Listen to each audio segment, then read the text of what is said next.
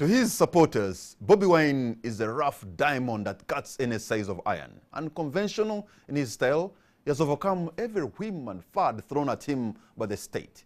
As his gravitas continues to grow, he was recently detained and tortured. The Army court-martial today dropped charges against him. However, he faces treason charges in a civilian court. Can Bobi Wine escape the eternal shackles of bondage and help his struggle morph into a threat to the regime? On the spotlight is a panel of 4, including Bugiri Municipality MP Asuman Basalirwa, Rwemiyaga MP Theodore Sekikubo, Dr. Patrick Wakida, the CEO Research World International, and Yusuf Sedunkuma, a PhD student at Makerere Institute for Social Research.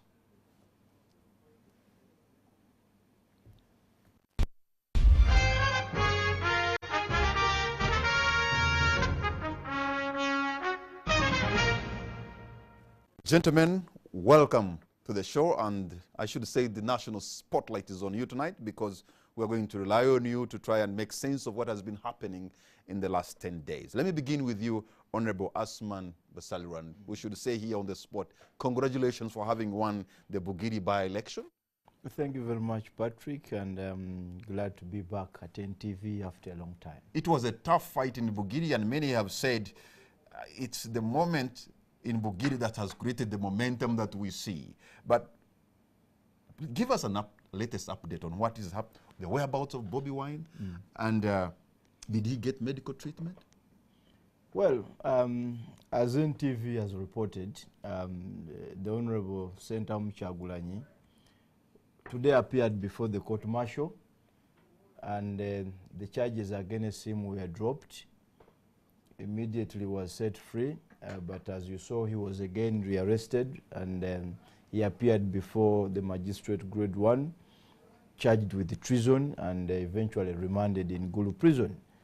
I have seen and heard people getting excited about the fact that he's no longer in the court-martial, he's now in a civilian court. But I think people should understand two things. One, the army has not completely abandoned the charges against Bobi Wine related to possession of firearms and ammunition. We understand, we have information that they are continuing to struggle with police officers to sign such certificates to the effect that, you know, they found guns in his hotel room in Arua. Up to now, police officers have declined to sign those such certificates. And two, they are trying to put pressure on the hotel owner to change his stand, to say actually Bobi Wine entered the hotel with guns. So it's not over, and the excitement is too early. So you're saying if those policemen can sign the search warrants, and if the hotel owner changed his story, the charges could be brought back? Yes, they could be brought back, because dropping... And that's what they're working towards? Yes, that's what they are working towards. And dropping charges is not a bar to reopening those charges. I think this is what the public must understand. So it's not over. Number two, this excitement that we are seeing in the public, you know, it will not take away the fact that Bobi Wine was tortured. It will not take away the fact that he's still in prison, and that he's still being persecuted. So, of course, the court in Gulu made an order to allow him access private, you know, medical attention, because as you may know, it was extremely difficult for his personal physician to freely access him in Machindye, and even when he did, he was under a lot of restriction and limitation. He was not free. The personal physician was not free with Bobi Wine. Perhaps with the court order, and now that is in a civilian detention facility, maybe the access will be unlimited, will be unrestricted. So wait to see what will happen. Okay, let us look at Bobi Wine, the man, Honorable Theodore Sekikubo. As we debate tonight, Bobi Wine remains shackled, detained, facing treason charges, and these are very serious. He has been tortured. Is this likely to break his spirit, or could this embolden him and to see a stronger Bobi Wine facing his rivals? Well, whether he will emerge stronger than ever before, we stand to see that. But from what we have looked at so far, he has emerged tenacious, strong, and courageous up to this point in time. His reactions even when he's under terrible pain, can bear him out on that. But look at it this way. From the word go, the state and the UPDF have been laboring in vain to try to put together their act and have a successful, convincing charges against Bobi Wine. From the word go, nobody believed them. To date, nobody has believed them. So from that background, they were working against all odds. And no wonder they have dropped the charges of being in possession of firearms. Though, as he has said, as Honorable Basario has said, dropping the charges once good evidence and proof is obtained, they can reinstate. But so far, I think it is against any moral standing, both locally, internationally, and the world over. Incidentally, this is the first time you are seeing nobody, not even villagers. You know, I represent a rural constituency. But even you get calls. In Remiyaga, you get calls. People say, Honorable, have you gone to visit Bobi Wine? Honorable, do those people think we really believe Bobi Wine had those guns? And the satire that has accompanied it altogether. You know, on WhatsApp, people showing that, you know, Bobi Wine successfully had in his possession 2 guns. But then how he chose now to use a stone to hit the president's car, it is always, it has been really that bad. Yeah. And nobody, and I believe even questioning his weapon of choice. Yes, no, the prosecutors, none whatsoever. But to me, I think there are 2 factors that have been strong on his side. His generation, his era, for which unfortunately the other side has no response. You know, when you have a president in his 75th year, you have the prime ministers, the first deputy prime minister, born 1938, the second deputy prime minister, born in 1934, the vice president, all that category. And you know, his is a direct appeal to the generation. Okay. And no matter how bad you want to make him look, apparently and so far. I heard him address a rally in Bugiri, and he used the words in Luganda, Seba Miaka Jaffe, they are not of our generation. And I thought that if it resonated with the Ugandan young population, was going to really either, you know, for him to ride on the wave of that, or maybe that wave was going to bury him. But if I can come to you, Yusuf, in the last few days, since Bobi Wine was detained, we have seen his popularity extend beyond the tentacles of the region. For example, he has appeared on every major broadcaster like CNN, Al Jazeera, and BBC, and ITV. He has appeared in the Guardian newspaper and others. Protests have been held, including Nairobi and Ghana and Japan. Hasn't the state made a big mistake by torturing him, detaining him, and doing whatever they have done? Because now the image is in tatters. I don't know if you could say they've made a mistake. You know, when a regime stays for so long in power, it tests anything that could keep it in power. There's a sense of ownership that has now come into the minds of all those in power, and they think they own this country. So if there's any threat to their sovereignty, they will challenge it really furiously. So what has just happened is that you could say the state threw a stone in the bay to see what would have come out. They didn't know. I really think they didn't know how to react to the wave that Bobi Wine was building, because there's so many things that worked to his advantage. His age, his CV, his method to politics is really captivating. Music. He sings politics. All right, whatever he's saying has been said by all the generations of opposition politicians in this country. All he's doing is just singing what they've said.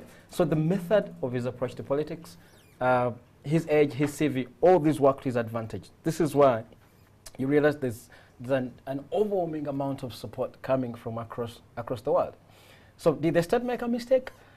No, because they were gambling. They didn't know what to do. I mean, he's raising a wave that has potential to take them out of office. You saw what he did to Asada's campaign. He gave him momentum. He pulled off the same thing in Arua.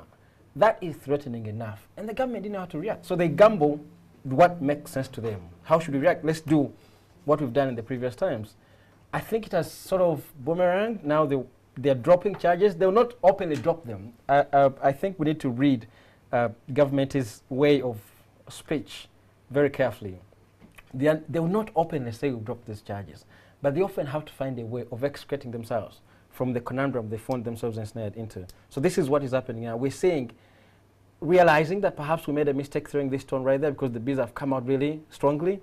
Now we need to find a way of extricating ourselves from this, and then we live to fight another day. Dr. Wakida, you are a researcher, and in most cases you go out and gather information about any subject, and maybe you put it together and give us some scientific understanding of where we are. We have seen politicians be arrested almost every month. Dr. Besigye was arrested, I think, in 2016, almost 40 times. But Dr. Besigye, yes, they have pushed him and shoved him and did all that, but they haven't reached a level of torture like they have tortured Zake and Bobi Wine. Some people in a certain region of this country will be asking, why isn't that likely to create some animosity? Well, and I don't want anybody to be tortured, and we condemn on the spot, condemns torture. But I just want to your analysis on why this time around they seem to have gone a notch higher on these two young people. Let me say this, that there is a problem in this country already, and we can't pretend that the country is at peace. The elections in Arua, the elections in Kamuli, the elections in Rukungiri was so frustrating for the sitting regime. They were defeated at their own games. Dr. Patrick, there were 7 by-elections, 7 municipalities. I think, yes, out of 7, recently, they won 5. You see, NRM took 5. Why would they run scared? You see, Arua had been occupied by NRM. Almost the same thing in Bujiri, almost the same thing in Rukungiri. Those losses were bound to cause headstrong. But let me also say this, that Bobi Wine has come with a very different message, totally different. And I don't want people to make a mistake, to think that he's the best politician on the continent or in Uganda. No. It is that he has appealed to the population. If you look at the demography of this country in the previous elections, 2011, 2016, you realize one thing, that young people previously never participated in politics. They cared less. For the first time, if you look at the elections in Arua, women stayed away, men stayed away, young people came to vote. And the people who delivered Basalirwa, and the people who delivered Kasiano Wadri are young people. Would that worry you? Of course, yes. They constitute the biggest majority in the demography of this country. Would it worry you if you're a politician? Yes. Now, why is the state behaving like this? What was the intention, for example? One was to send messages that play less with us. We can treat you the way we want. But were they right? Of course they weren't. Did it serve their purpose? No, it didn't. And now, as Theodore has said, they are trying to find a means through which they can come back. I have asked this question several times, that if I was a handler of Mr. Museveni, would they have allowed him to go in the crowd of Kasiano Wadri? Of course not. What was the police doing? My information, actually, is that the police did its work.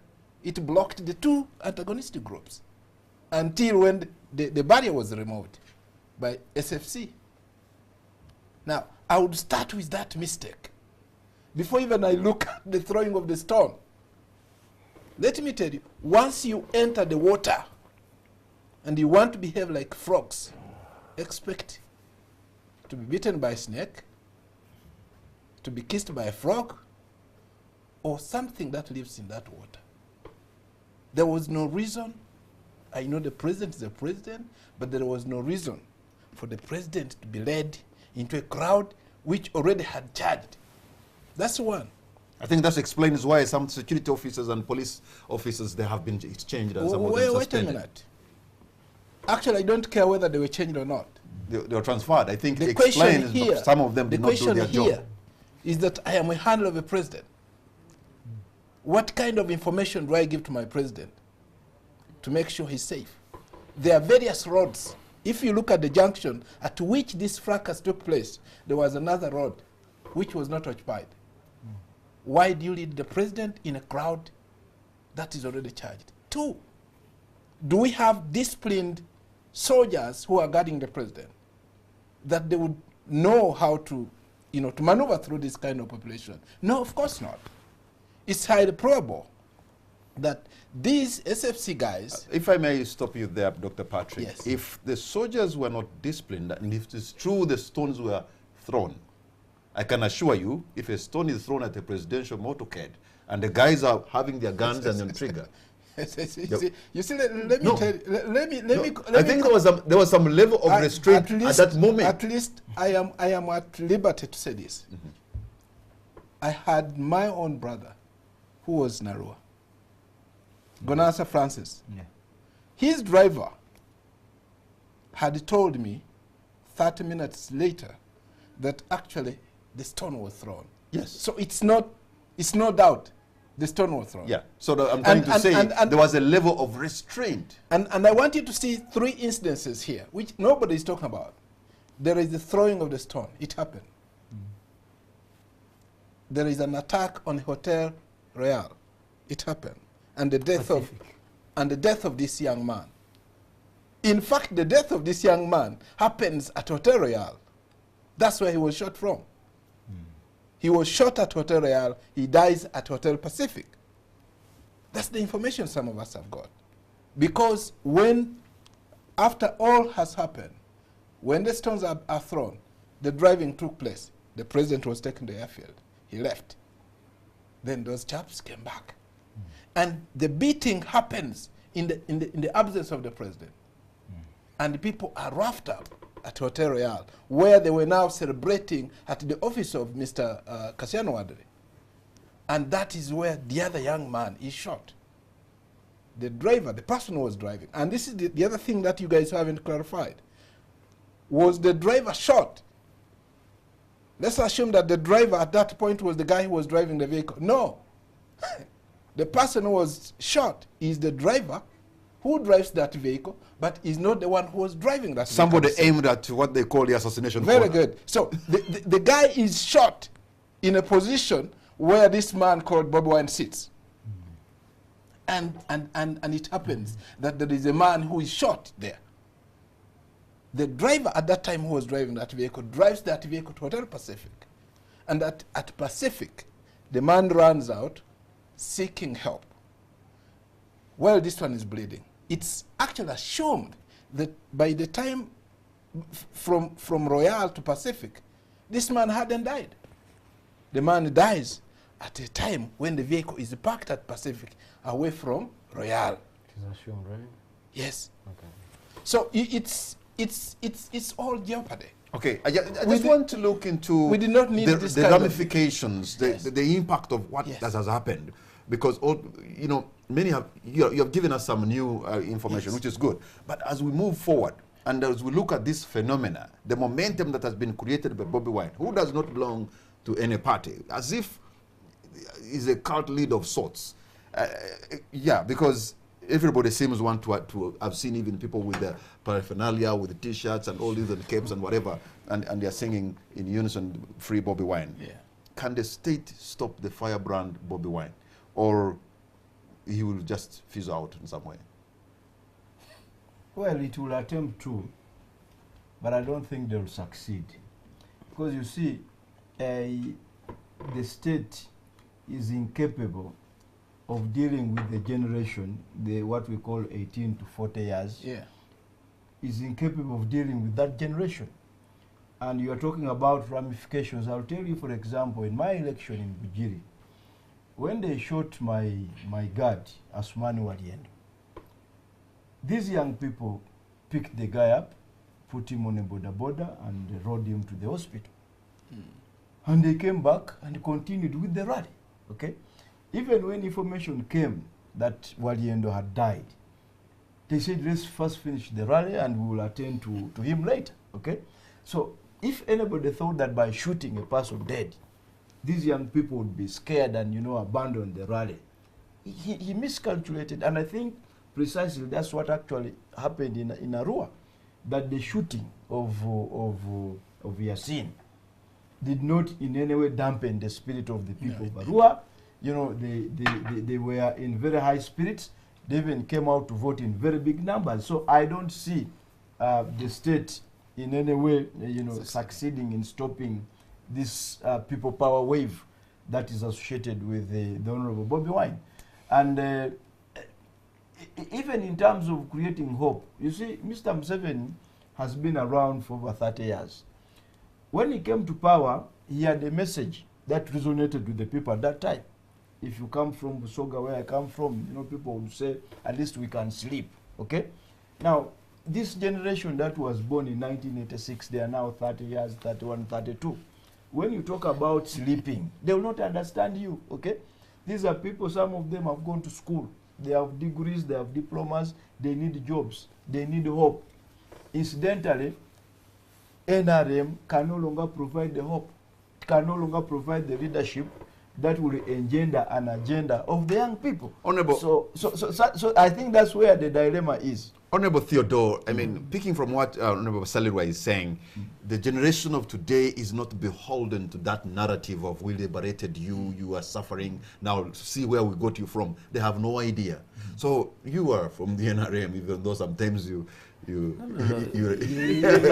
no right to question my credentials in NRM. Full stop. Patrick. Sometimes you go renegade, but like a general who disagrees. Yes, you're NRM. How do you now bring those young people together so that you can have a message that can resonate with them? Because the message of we fought and liberated you, they don't understand it. It doesn't concern them. You see, in the area conflicts, the confusions we've been having, we've been seeing President Museveni versus Colonel Dr. Kiza Besigye. We've been seeing the president going hard against Sejusa and many of his generation, who were both comrades in the arms and now in government. Now, most people took it as that and theirs. We are not, maybe they are having their post-Bush conflicts. Many people took it at that. But now look at it this way. It has metamorphosed, whereby one of the actors, for instance, one Honorable Zaki Francis, a person born in 1991, imagine. January 10th January 1991. Now, what more justification do you have?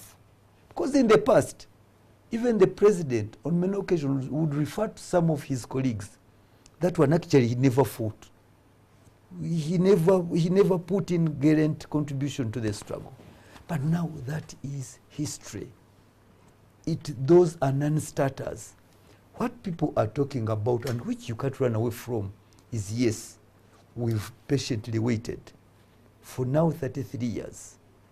What next? Where do you want to lead us next? Number two, we have new generational challenges. Yeah. There is that language, Patrick, which whether the president knows about it or not, and I think he's trying somehow. Yes, he's trying. Recently, you saw how talking about generational challenges. Yes. Let me put this to Yusuf Serunkurma, because when the president began to fight in the 1980s, he had with him the late Professor Yusuf Lule. He had with him Dr. Samson Kiseka, That, of course, was another generation. And when he came in 1986, you would hear him referring to his fellow fighters as comrades. After 10 years or 15 years, you'd hear him talking about other people now who are recruited as his children. Today, he talks about Bazukulu.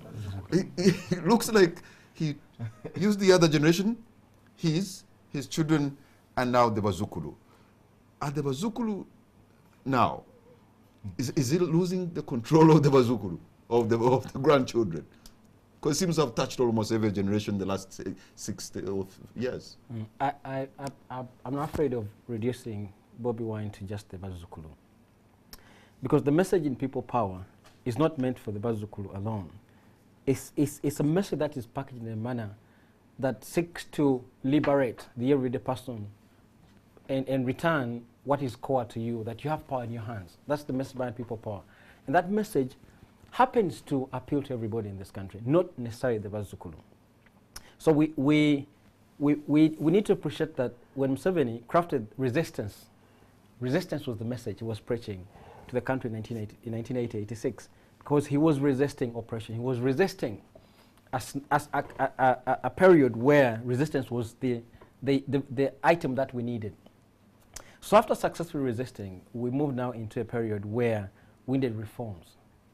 All right, but I hope you realize that through the successive regimes, what has happened has been a reducing of people into some sort of voting machines. People actually don't have power in their hands. So although Bobi Wine happens to belong to the generation of the Bazukulu, the message he's preaching is sort of different. He's saying we need to turn power to the hands of the people. Now, along the way, he has attracted mostly those that look like him, those who are within his age bracket, those who share his history, being born in a place that we call the ghetto. He has appealed mostly to those, and also because he sings his politics. So there's this attraction through his methods. But we need to appreciate that resistance has lost value. All right, because he only perhaps the biggest thing that Museveni has offered to this country is security. I mean, the economy is often is plummeting, and we've seen this happen over the last 5 years. The economy is doing so bad, and Dr. Wakida can speak to that quite convincingly. So he's not offering anything as regards the economy.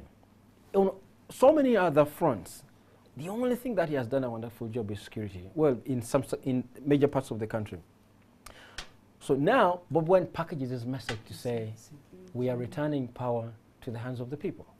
Now, that has so much value now, that what they are doing is so good that this message is coming at a time where we're having several by-elections. And as you know, a by-election looks like a national election, because all the forces are often concentrated in a particular area, and then we see these two opposing forces tussle it out. Now, Bobi Wine has proved that when you frame an election through the language of returning power to the people, you have so much mileage. And that's where he's beaten President Museveni. So I don't want to argue that the message is purely packaged for the Bazukulu. It's packaged for the entire country. Even today in Nairobi, people are chanting people power. Exactly. And as you realize that although majority of this country, 77% or 78%, are in his age bracket are the Bazukulu. So it just happens that the people who actually have to go to the polls are the Bazukulu. Now, what has been missing is how do you attract them to actually vote? Yeah. Now, the packaging, the person doing this is uniquely positioned in his time that he can deliver on this one. And Dr. Wakida, where does that leave the other political opposition leaders that have put in their time? For example, the opposition doyen, like Dr. Kiza Besigye, for example. You see, and I have said this before, there is a very, very, very misconceived thinking that Ugandans belong to political parties. They don't. There is a difference between membership to a party and supporters. Membership to a party, people will have an ideology for which they follow. Say, I'm a UPC because of my idea, and I believe in that idea.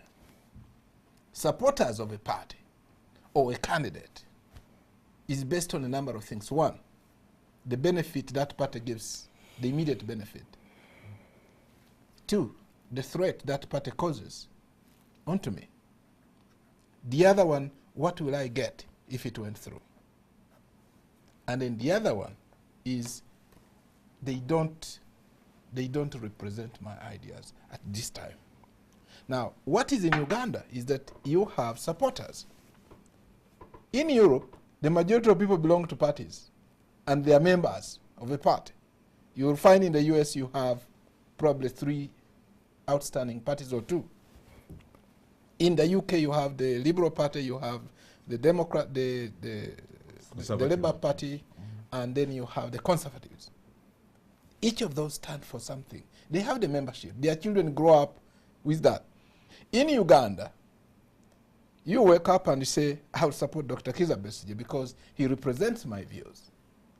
Now, if you don't manage that supporter, because that supporter is in the process of searching, and that's what has happened.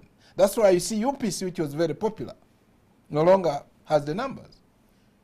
DP no longer has numbers. Besigye came with a message, it resonates with everybody, and everybody went on board. And so is today. We have Bobi Wine, who is actually calling a message. That message resonates with the majority of Ugandans. He's talking about poverty, he's talking about oppression, he's talking about power belonging to the people. And the people are listening to this. But most importantly is that Bobi Wine as an individual has been on this camera for a long time.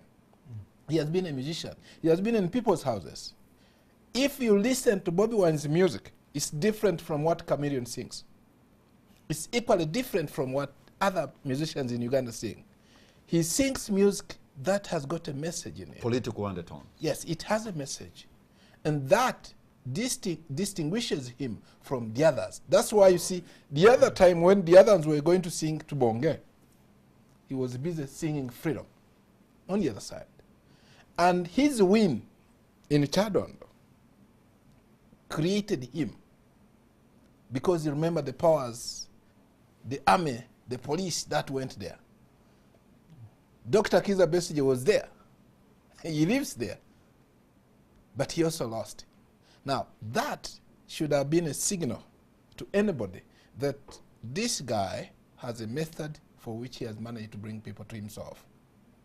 Okay, Gentlemen, we're going to take a break, and when we come back, we find out if Bobi Wine can actually move without structures, without grassroots support, whether that movement can turn into something, and whether he can find himself to oppose the NRM and the opposition, as it were.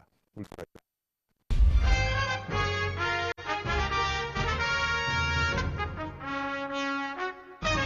He says it is. Charles Onyango Obo on how Somali networks make East Africa go round. Nerima Wak Ojiwa thinks too much of that second-hand emotion can blind a man. For East African, understanding the region.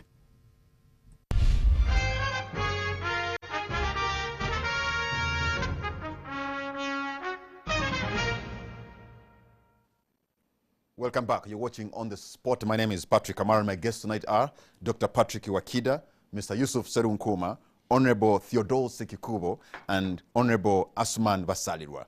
If we may begin with you here, Asman, you know, Bobi Wine is not the first opposition figure to come out. We have seen Dr. Kizza Besigye. He has commanded big following, crowds follow him. And at one time, we also had Nasa Ntege Sebagala, very popular. What should Bobi Wine do to remain relevant? Well, I think he should understand why people are following him.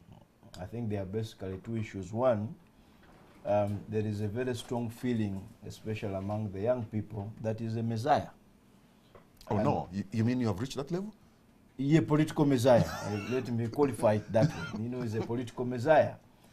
And 2, Bobi Wine has had values. You know, people have spoken about his music and the message in his music. That message resonates well with the ordinary person. You know, Bobi Wine has had a background, okay? You know, growing up in a ghetto, you know, finding his way towards a very big musician and artist in the country and the region. Then, of course, using that background and his music into becoming a very popular politician. Now, if he stands by those values, he continues to speak for the ordinary person, to sing for the ordinary person. That message, I think, is what will keep him, attracted to the various sections of people.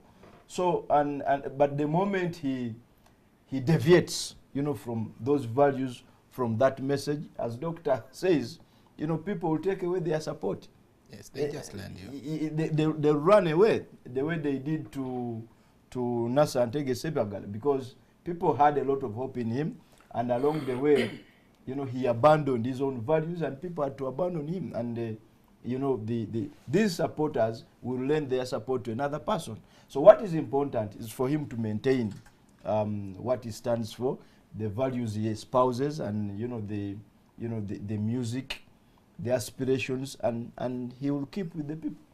The pundits who believe, Honorable Theodore, that it's too early for Bobi Wine to throw a hat in the ring now. The others believe he can be a catalyst or force or a surrogate for another candidate to emerge as he leverage his support across the youth. Could this be the case? Yes, but you see, in politics, you must seize the opportunity. Once it avails itself, it's always important to do the right timing. How and when you do it. Though to me, I would like to hasten to add that you see, Bobi is not coming in vacuum. There is also this side and my party. Like all others. The NRM party. Yes, like all others. Bobi Wine is being studied. Yeah? Now for you and the pundits to claim that it will be a straight and an easy ride, that's a mistake. It is. It is a mistake, because as he's doing his thing, we are also studying. Yeah. I'm sure there are those You who mean are the watching out, honorable? including myself. You forget. You also want the presidency? No, you forget I belong to NRM. Oh, okay. I I thought you also belong to wanted the presidency. NRM.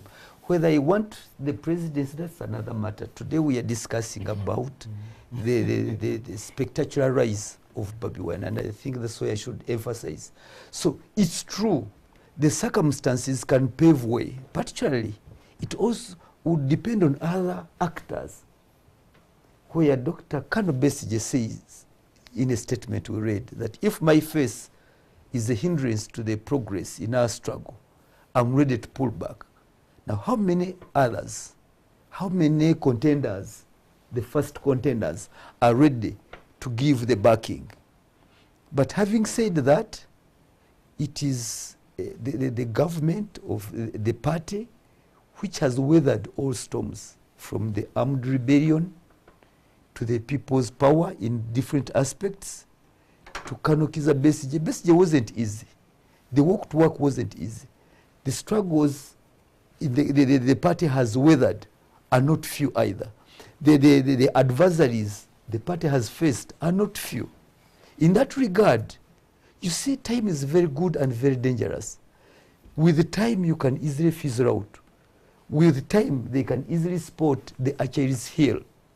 So as you progress, as you move, as you push forward, you must also know, like the good thing with social sciences, you go out to study the people. Okay. But also the people are studying you at the same time. Mr. Serunkuma, I just want to draw your attention to the torture and the brutality that we saw on the streets of Kampala, meted on the journalists, but also honorable members of parliament. I just want also to point out that I've just finished reading a book which was launched in June this year, entitled The President is Missing, written by James Patterson and Bill Clinton, a fictional novel.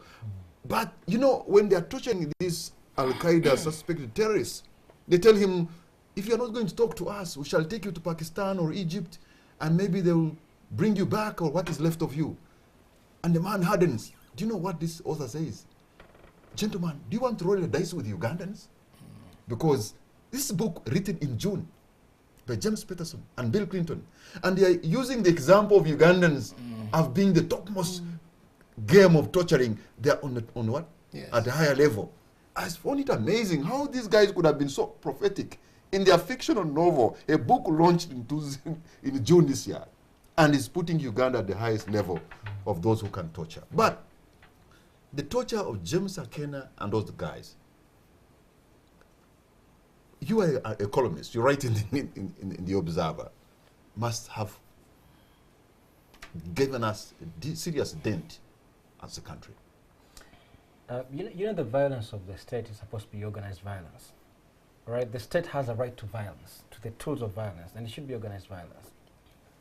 Now, what we have seen our state do is that it has deployed some sort of anarchic deployment of violence and to quell otherwise peaceful engagements.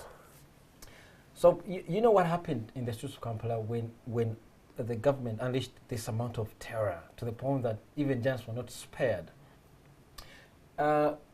It's a dent, but it's not a new dent, because we have a history of this state using this violence onto its people. Journalists, NTV has been reporting journalists have been battered for so many years before this incident. In this country, Kizza Besigye was almost blinded sometime in 2011. Yeah. So we have a history of this violence. And one of the things that I think the regime has tried to show us is that we can intimidate you into acceptance.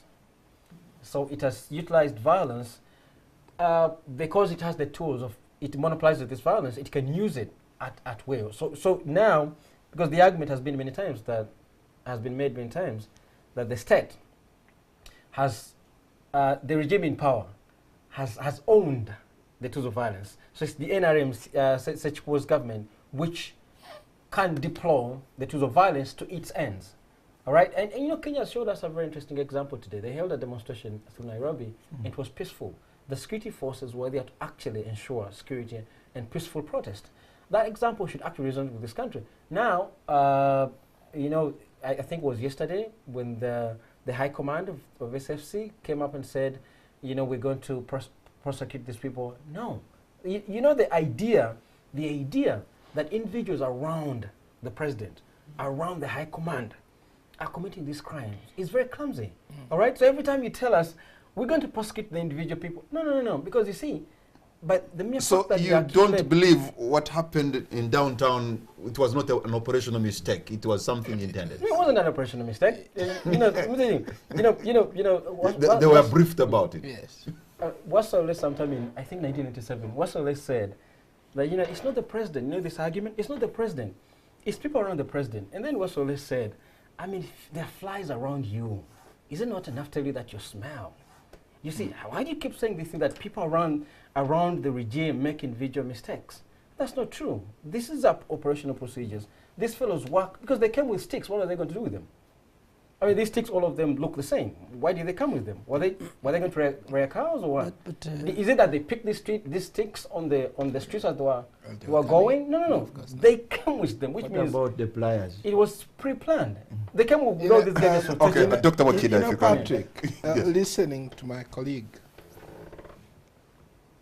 as a student of political science, I know for sure that regimes behave well when they have just come to power, because that time they have the mandate.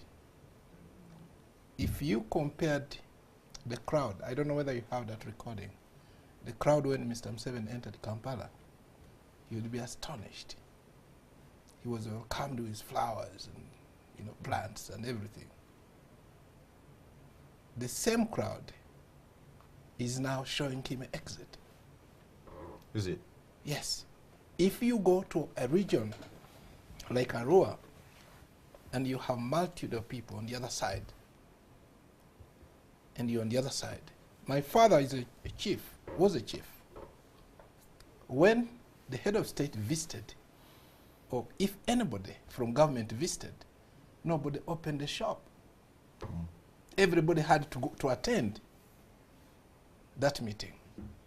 What you see the state and UPDF is doing is actually responding to the resistance the population is giving.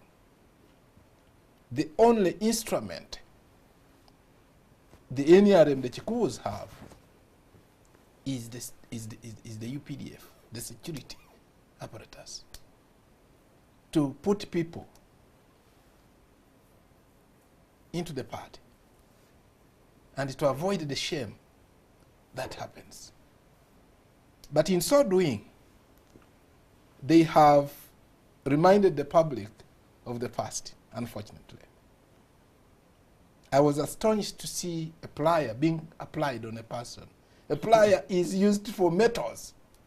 They were taking out some There flesh. was this UPDF guy on a police van who had a pair of pliers using on the public. I saw people being battered. I last saw that kind of caning when I was grazing. You batter a cow that is rebellious and is disturbing. Though in Kenya, you don't bother them that much. you can't do Now that. you don't. That's a bad But step I'm right telling now. you, have you been on an ox? Yeah, I've seen them. And have you seen how those cows, those Those are real animals beasts of battered? burden. Yes, they are battered. That's what I saw. And the implication of that is that it's not only what we saw, but Uganda already the economy is suffering. You have a country with the $1 costing close to 4,000 Uganda shillings. You have an economy at its knees. The only source of revenue today is not the coffee you send. It has been the people who come here, bring the money. Watching this on national television, wherever I've been seeing, you go on CNN, it's Uganda. You go on whatever TV you went to. I can, with authority, think that we have shot ourselves in the foot. Okay, Honorable Asmani, yes, and both of you maybe you could answer this, because why does a demonstration turn into a riot? Because sometimes they accuse you, the political actors, for, you know, turning a demonstration to riot. Because there are cases where people throw stones, Yes. people burn tires on the middle of the road, and that's a riot, and that's unlawful. Yeah. Well, you're right, and I don't think any sane person would condone criminality or lawlessness or violence. We have a responsibility as leaders, as citizens, as Ugandans to condemn all forms of violence, lawlessness and criminality, and to appeal to the public, you know, to always remain civil and to ensure that initiatives such as demonstrations remain within the confines of the law. But you should also understand that we have a problem with our security agencies, especially the police and the army. You know, this kind of torture you see on the media and other people, it will happen tomorrow, next year, and the other year, precisely because the kind of training and orientation that our police gets, especially in these training schools, is actually wrong. Modern crowd control has nothing to do with guns and live bullets, okay? And pliers. And pliers. In this country, crowd control is now being attended to by guns. It doesn't happen elsewhere, okay? You know, you have to use either, you know, tear gas or dogs or Water cannons. And water cannons. Here, it's about, you know, bullets. And I think that mentality, that orientation comes from the structure of our police and our army. Our police and army no longer look at keeping law and order as a primary focus. It's about preserving the regime. It's about perpetuating the stay of Mr. Museveni in power.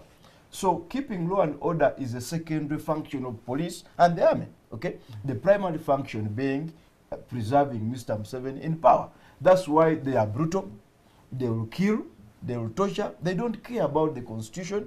They don't care about the police act. They don't care about all these laws. So I think it's a fundamental problem. And unless we address the orientation, you know, the training of our security forces, what you are seeing in this country, what the torture you are seeing is likely to happen. And you know, Patrick, don't also rule out the possibility of the regime organizing gangs, goons, okay, to disrupt demonstrations and then create an impression that after all, demonstrators are violent, are rioters, okay? That has happened, that can happen. Okay, But, I have seen... but on the whole, I think we need to be on record to say criminality, lawlessness must not be promoted, it must be condemned. You take briefly, the Honorable Theodore, before we take a break. Yes, all I wanted to add, Patrick, is that even we in NRM, we abhor the state-sponsored violence. I've had colleagues trying to allude that that is the only means NRM can sustain itself in power. On the contrary, the moment you adopt violence as your means to stay in power, is the earlier you must lose that power. But when I look back to the chronology of all this, how did we come to this? And this is the question. I've seen the statement of the president, and I'm sure all my colleagues have read that statement. But he comes out at the tail end. Yet ordinarily would have expected the president, our chairman, to be steadfast, to say in as far as violence is concerned, we cannot allow the state to occasion, to unleash violence on the citizenry. That should be the starting point. Now, once you go back, I stand together like my colleagues. There is no way you can justify the plucking off of human flesh by pliers. There's nothing like that. You could see an enemy man hitting with both hands. Someone is already down, someone has knelt down, he's already on the ground. He has surrendered. But that kind of beastly approach, the rounding up of people, rounding them from their shops, is exactly what UPC did. That's how, that's part of the pandagari that you... In fact, the UPC guys are saying these guys have gone a notch. No, that's what pandagari was all about. And now I don't know whether we shall have more time. But where government prepares an election, and you have candidates standing for an election, but use it as opportunity. But you know, there's that moment, there's a moment that creates anger. And perhaps you remember this very well when they almost cheated an election in Wemiaga. When you remember. You know, of course. Okay. Of course, Patrick. What are you insinuating? No, I'm saying Patrick. in the heat of the moment, things don't happen. But we're going to take a break, gentlemen. When we come back, I want to ask what is happening, or what happened in Godo. Was it real prostitution or persecution? We'll be right back.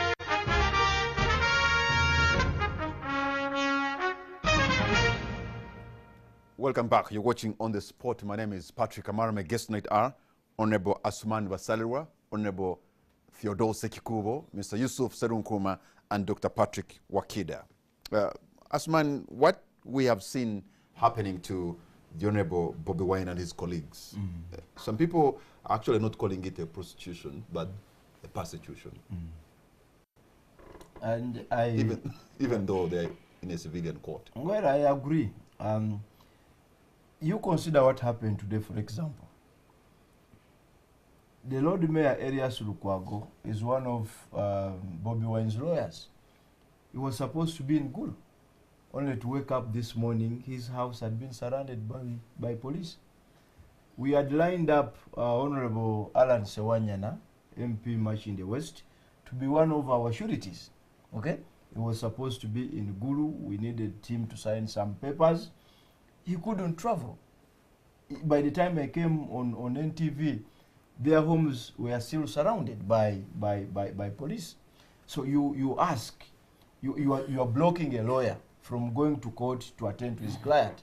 You are blocking a surety from going to court to stand, to provide services of a surety. What more can you explain that? And two, you look at, the circumstances under which the charges were dropped. When we were in Gulu the other week, Bobi Wine was not on the charge sheet where the other 33 were, okay? And we were concerned. Bobi Wine is not there, Francis Zake is not there. So we kept asking ourselves, are these guys not part of these charges? and we got confirmation that they were not part of the charges, okay? Because we thought that perhaps Bobi Wine would be part of this team. Now, only today charges are dropped and, you know, the charge sheet is amended and is added on. And the manner in which the charges were dropped, and when you read the charge sheet, it's really laughable.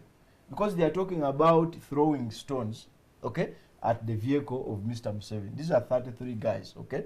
So there are questions that will be asked. So for me, I can state without fear of any contradiction that what is happening to Honorable Bobi Wine and what has happened to the others is really not prosecution in its true sense, but persecution. It will continue to him and the others, and we can only, you know, invite ourselves to brave for hard times. Okay, let me involve Ugandans who have been watching this broadcast and they have their questions or comments to make. I have a very fast call online. Hello. Hello. Good evening, sir. What's your name and where are you calling from? Good evening. I'm speaking to Emmanuel from Ajumani. From Ajumani. Yeah. Okay, go for it, sir. Yeah, you're speaking to Emmanuel from Ajumani. Emmanuel, you're on air. Don't listen to an echo. Just continue telling us what you have to say. In case you hear an echo, please ignore it.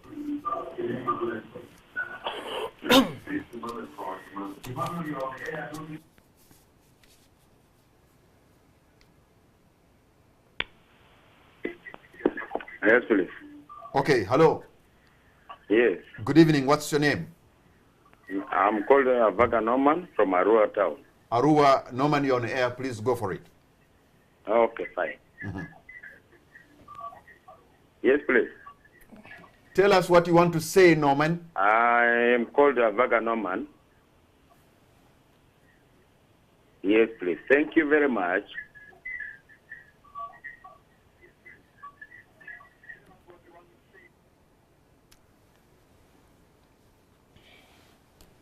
Okay.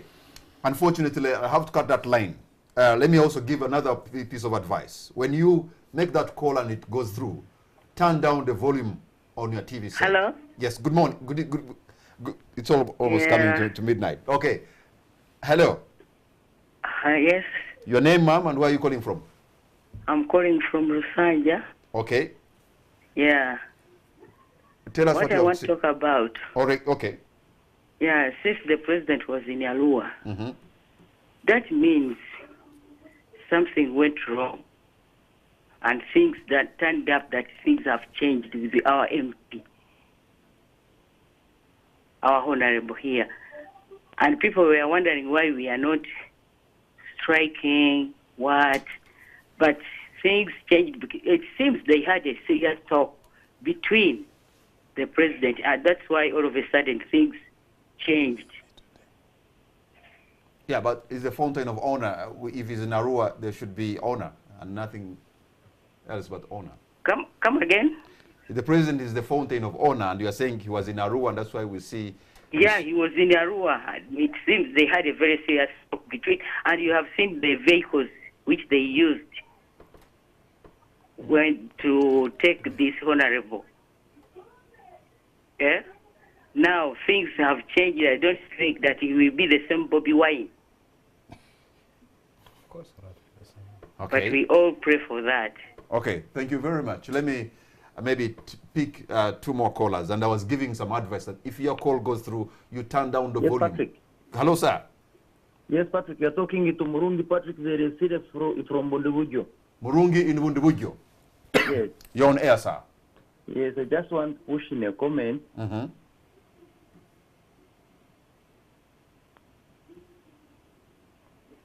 Murungi, you are listening to your own I just want to push in a echo. comment that what happened is really regrettable, and and I want to commend the work that the honorables have been doing on the TV.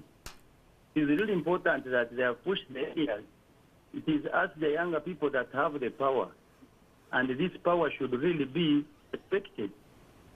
We need the power of the people and not power of the gun. Thank you so much. Thank you, Murungi, calling in from Bundibujo there. Let me take the very last caller online so that my guest can make concluding remarks tonight. Hello? Hello, good evening. This is Wambal from Kasese. Wambala in Kasese, how are you, sir? I think many people.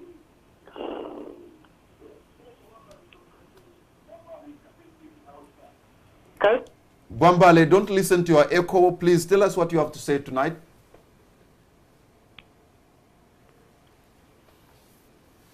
Hello. Good evening, sir. Hello. Okay. Let me ask my producer to cut those lines. The problem is that you want to make a call, which we appreciate that, but also you want to listen to yourself. It sends an echo and it confuses you. So that's why we cannot have a conversation. The good thing to do is when it goes through, you turn down the volume, then you'll not hear an echo.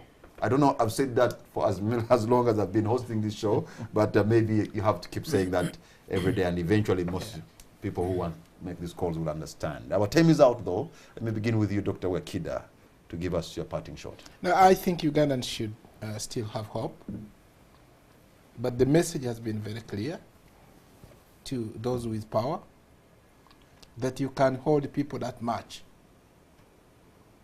and that people are no longer threatened. And if you want to threaten people, they can actually threaten you. But that our security agencies should know that at one point they will go back to the population. I have seen Montu drive in a very small car. I have seen very many police officers, military officers, walking in the markets where I shop. Now, what will you do if you are part of those who are really eating people like that on the street? Because those pictures will never go away. So that is something for everybody to learn. Yusuf. You know, as we appreciate the times that are coming ahead, because this is just the beginning, we need to be aware that moments of revolution or moments of crisis are very fluid and really fast. They move so fast. So we need to appreciate that it's difficult to predict with certainty how it's going to end. And who will emerge as victor and loser. Because, you know, we tend to think that Bobi Wine is emerging stronger, but you never know, the shot that that took out his Yasin could have been for him. So these moments are really fast and very fluid. So the end is very uncertain. But we need to also appreciate that President Museveni must have read Nicole Machiavelli really well. Machiavelli speaks about the politics of fear. That make sure you're not feared. But make sure you're feared. So this is Project Fear. This is like the battering of people in the streets of Kampala was even what continues today in Gulu is how do you make people fear you, that they can't stage any counter protest. This is Machiavellian politics, and then later you persecute those who actually do your bidding, because those who have battered people are now going to be prosecuted, so that you still remain the winner. You know, I mean, you set out a mission, they do your bidding, and then you come out and say, no, they did that. I didn't send them to do that. So that's very Machiavellian. I think President Museveni is a very good student of Machiavelli, and we're likely to see this happening. And as the more it happens, if it fails, then Museveni might badly lose. But if you're successful in stopping the movement that Bobi Wine has started, there we might have to rethink the politics that is going to be happening in the time ahead. Honorable Theodore. Yes, mine really to reflect on how we've arrived at this point. How come that the message as the part as NRM, which we used to give, has turned this bitter? You know, even our constitution, power belongs to the people. It's the first article of our constitution. And when you look at the genesis of this all, you remember we had a very terrible situation, the death of our colleague, Honorable Biriga. But in the process of replacing him, we've come this bad. So I would like to add my voice, if there is anybody still willing to listen in government. Why must we roll out the democratization process and we end up muddling it up? For how long must the road to democracy be a graveyard? You're replacing a Biriga, in the process you're killing others. So to that extent, the plight of our colleagues, Honorable Paul Mwiru, incarcerated, Honorable Gerard Karhanga, incarcerated, Honorable Cassiano Wadri, MP-elect, incarcerated, Honorable Michael Mabiki and other 33 members, incarcerated. Patrick, do you know winning a hotly contested election and you are only handcuffed, and for now coming to 3 weeks, 3 weeks, 3 weeks. Do you know the kind of anger we are generating amongst the people of Arua municipality, of Ntungamo municipality, of Jinja municipality, of whoever those people who are arrested with colleagues they hail from? It means we are fighting the democracy we gave to the people. Okay. And that must be brought to an end. No matter whether you belong to the NRM, no matter whether you belong to any other political persuasion, enough is enough. We can't do this. We cannot sustain it anymore. And the earlier as a party we move to clean our house, the better. Honorable Asumani. Well, when we see things happening in the country, I think it's important to reflect on what we've been saying before. I think it was 2014 or 2015 where we had Citizens Compact. We had a grand meeting in Hotel Africana where we agreed on a national dialogue. Yeah. I think what we are seeing in the country can only be resolved if we agree to sit on the table, agree on the direction we want to take as a country. I know that religious leaders have been calling for this, even the political actors, civil society. Mr. Museveni and the NRM, as far as I'm concerned, are in a very big dilemma.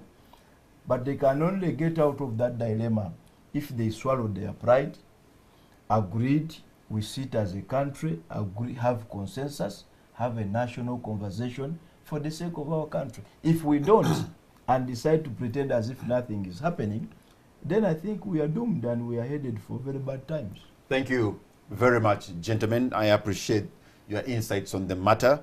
And let us not forget the fact that we are all Ugandans, and we can choose to be, you can choose to be your brother's keeper and not his or her tormentor. And there are two options, I suppose. One is to build, another is to destroy. Ugandans, let us choose to build Uganda and add value to it for us, for our children, and for our children's children. Good night, God bless Uganda.